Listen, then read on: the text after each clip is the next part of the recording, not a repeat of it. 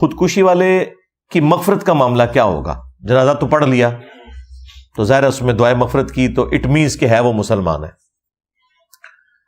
ایک حدیث ہے صحیح مسلم کے اندر، ایک سینئر اصحاب میں سے تھے، سابقون الاولون میں سے، وہ ہجرت مدینہ میں بھی شامل تھے.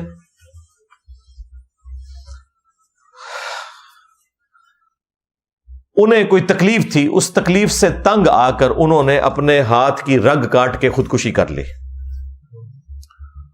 اب ظاہر ہے کہ ایک بہت بڑا انسیڈنٹ تھا، ایک مہاجر صحابی ہے، تو اس کے جو دوسرے ساتھی تھے جنہوں نے ان کے ساتھ ہجرت کی تھی، کچھ عرصے بعد انہوں نے خواب میں ان کو دیکھا.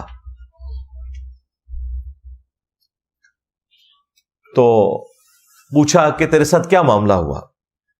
انہوں نے کہا کہ مجھے اللہ تعالیٰ نے ہجرت کی برکت سے، نبی الاسلام کا ساتھ دینے کی برکت سے معاف کر دیا.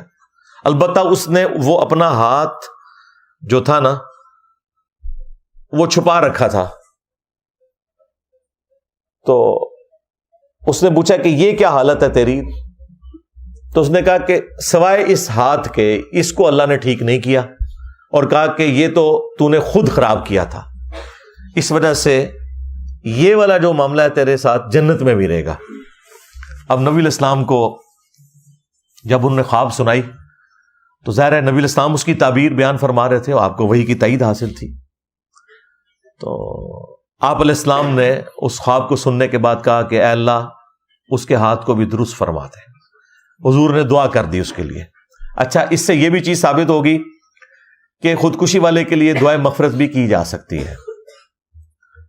دوسرا کہ نبی کا صحابی ہو کر بھی، اتنا نیک انسان ہونے کے باوجود، ہجرت والوں میں شامل ہونے کے باوجود، اگر وہ غلط کام کرتا ہے تو اللہ تعالیٰ کے ساتھ کسی کی کوئی رشتہ داری نہیں، اللہ تعالیٰ اس کے اوپر گرفت فرما سکتا ہے. اور تیسرا ہمارے نبی صلی اللہ علیہ وآلہ وسلم کی شفقت کہ آپ نے اس کے لیے دعا کی کہ اللہ تعالیٰ اس کے ہاتھ کو بھی درست کر دے.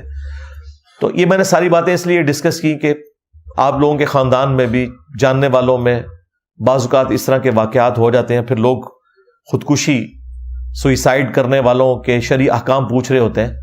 تو میں نے اس حوالے سے جتنی چیزیں جڑی ہوئی تھی وہ کھول کے بیان کر دی.